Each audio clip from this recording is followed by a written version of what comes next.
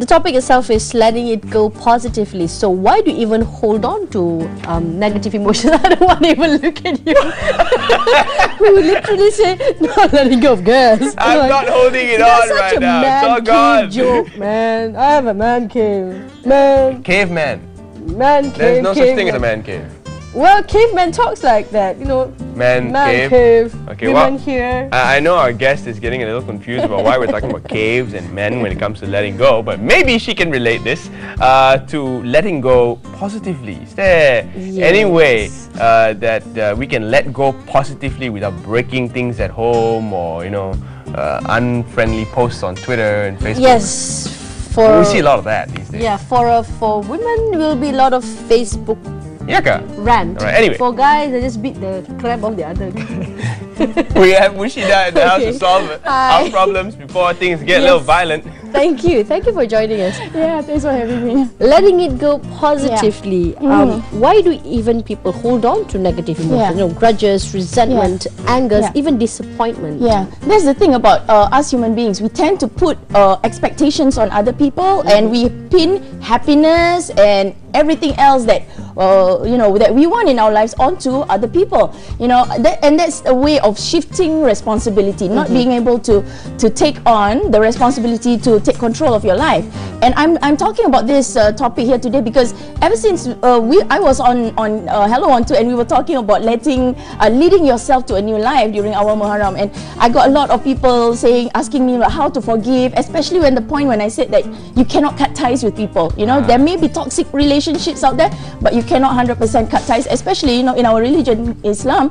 You're not allowed to totally discard the person, right? Yes. You have to go meet the person and forgive the person, and that is the most difficult thing. So a lot of people are asking me, how do you let go? How do you let go without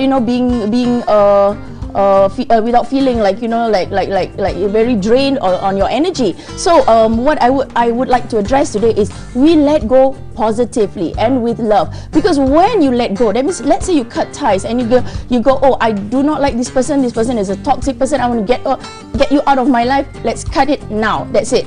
You leave that relationship or that situation with a very bad feeling. And that feeling is something that person will be carrying around for the rest of your life, for the rest of his or her life.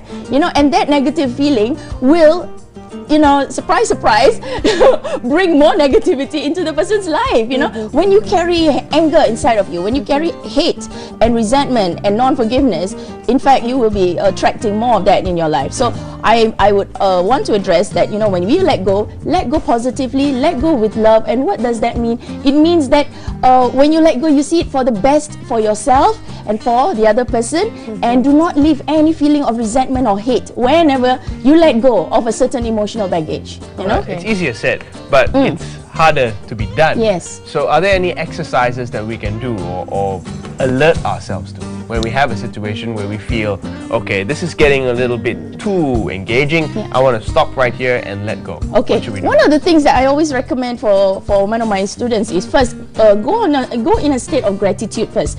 Focus on all the good things that you have in your life and look at the person. For example, it's a toxic relationship. Look at that person and think of all the good things of that person. Not 100% is bad. You cannot always see good things in others.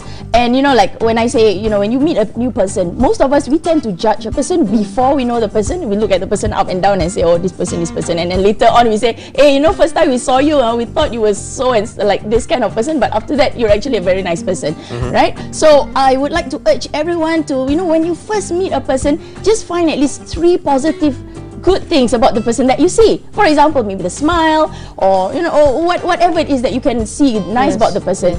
And the same thing as that toxic relationship. If you are feeling like the person is a drain on your energy, and the person is pulling you down and all that, you find what is good about the other person, right? But be aware that you cannot be with the person 24/7, right?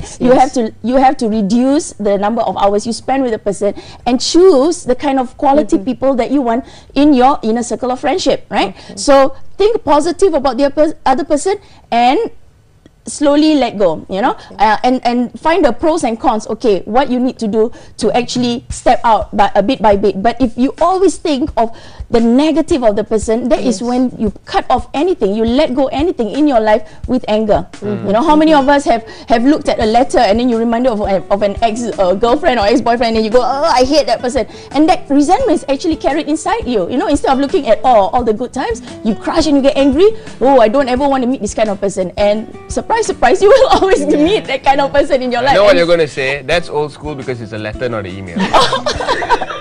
Okay, an email then. Yeah. Okay, letting it go positively, doesn't that literally... That was actually what she was going to say. That's why she had to think so about it. Isn't that literally admitting your defeat?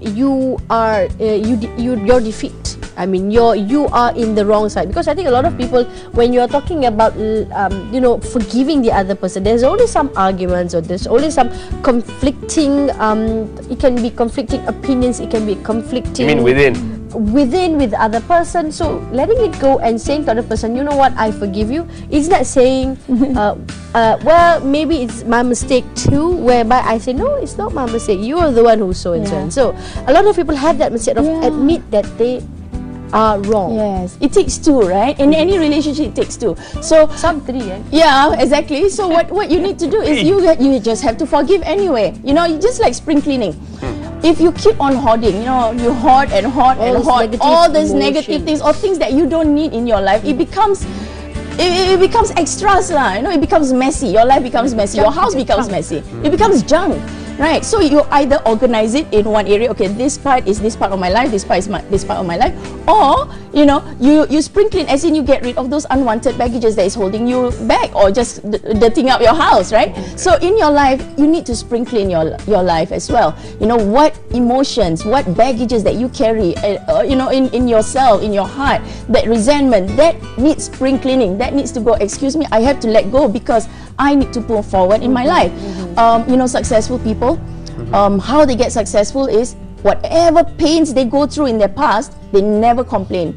They never complain, but they look at it as a learning point, and they use that pain to create changes in the future. So they work on the present. Whatever you can work on your present, you need to do so that your future is changed. But if you carry along this luggage of, you know, emotional pain and anger and resentment, and it will bring forward to your future is going to get, you know, full of crazy challenges that you don't even want. So you want to move on to, you know, positive changes in your life. So change the present so that your future will change. Some people say all these negative emotions remind me of what not to do. So that's why I hold on to them. What do you have to say? That I agree with that. Those negative emotions is not what to do, but a learning lesson for you to work on positively in the present, so that the future will change, right? But if we think of all that negative thing and you complain, blame, and shift responsibility and say, oh, it's because of all these people's fault, that's why I cannot move on and all that kind of thing, that's why my life is like this, then there will never be changes in your life. That is holding on to baggages, and that's what I mean by letting go. Can I simply say that for those who are maybe still not in the state of awareness, still in denial, that I think one of the points that you should look at when you to know whether you're a negative person or not, if you keep saying to yourself, if only I marry the right guy, if only I get the right job, if only I make that much salary, I will be happier. Marry the right guy. Oh man, people pin happiness on other things. You know, when you don't pin happiness on other things, but you know, you pin on yourself, like your spirituality. You know, if the more you work on your spirit, everything else around you changes. You know, there is a saying by a coach, Christy Marie Sheldon. She said, change your spiritual side, everything else changes. People say, oh, I want to change my life. Change your spiritual side, get to the spirit, everything else changes. Because when I say you know, when you want to spring clean your life, right, work on yourself, not only in terms of you know, the physical, or what you need to get rid of, you know, sometimes you want to lose weight, or all those kind of things. What you want to do is you want to work on 4 main areas, which is the body, the mind, and the heart, and the spirit. Yeah, see, the past cannot be changed, forgotten, edited, or erased. It can only be accepted. The past is the past. It has happened. You know, maybe you may have made mistakes. You have gotten yourself into a bad relationship. But what you need to do is you need to learn. Okay, it happened. So what can we do? Accept it, but I need to make changes for my future. So work on it now. Yeah. How long should an argument be? I think Between your that's quite spouse, or a crucial friend, or between a boss, anybody, or a because you coworker. have a situation there where it's not really good. There's a lot of tension, a lot of Yes. negativity. How long can a person actually? I know a lot of, I've had some people tell me that, oh, okay, in Islam, you cannot go more than 3 days without talking to a person. Really? That is Yeah, I didn't religious. know that. That is sinful. Okay, so I used to keep until days? 3. I used to keep until 3 days. Okay, no man, Islam allows me to like be angry about that 3 days, and I just get angry for that 3 days. But you know what? Yes. I get tired and I cannot sleep for 3 days. I cannot eat for 3 days. Right. So what I would recommend, that 3 days is actually for self-reflection, but it also gives you the strength to be able to talk to the other person. Maybe get yourself connected to God, and then after that, see the bigger picture and talk to the other person. For me, right now, how I have transformed myself and my life is whenever I feel unsettling feeling inside me, we work on it straight away. I talk to the person, but I talk privately. If I don't like something the person has done, I don't tell or bring it up in front of other people. I will talk to the person privately or send a private email. If that person is not in front of me, I send an email, and then we work it out right away. Done. Easy. Now, Murshidah, there's a lot of ranting on Twitter, on Facebook. It happens almost every day, and people have been fired over this. Yes. People have Yes. gotten a divorce over this. Yes. What do you have to say about the use of social media? Yeah, social media, use it for positively. You can use anything negatively or positively, just like a bread knife. You can use it to kill somebody, you can use it to spread butter on your bread, right? So social media is very important for you to use it positively. It is there. It is for everyone to read. The whole world gets to read it. You tag friends, everybody gets to read it. You reach out to a lot of people. Spread love and respect, not anger. All right, that's all I can say. And also, whenever you think in terms of your image. When I do corporate training, I said, if you rant on Twitter, you rant on Facebook, you attack people, you spread negative feelings on Twitter or Facebook, you are actually spoiling your own reputation. Right. You are spoiling your own reputation. But then again, you are somebody of, in the corporate world. For somebody who is maybe doesn't go out that much, Facebook is a way for them to say, well, life sucks. Hello, I'm here. Yeah, I'm here. Life sucks, and I think a lot of people, the thing that people want really is acknowledgement. Yes. That people say, to ask them, oh, what's wrong? Oh no, I've been so and so and so, and people giving their advice and so on. Yeah. So they are really reaching out for help. Yeah. When they rant and say angry things. Yeah, that is a cry for help. And for me, if I were to advise people, I say when you want to say something on Facebook or on Twitter, learn from your lesson and share it. What learning that you get, and that is what I would say. But if, let's say, for some people they just want to rant, and then I've had a friend tell me once that she writes a blog.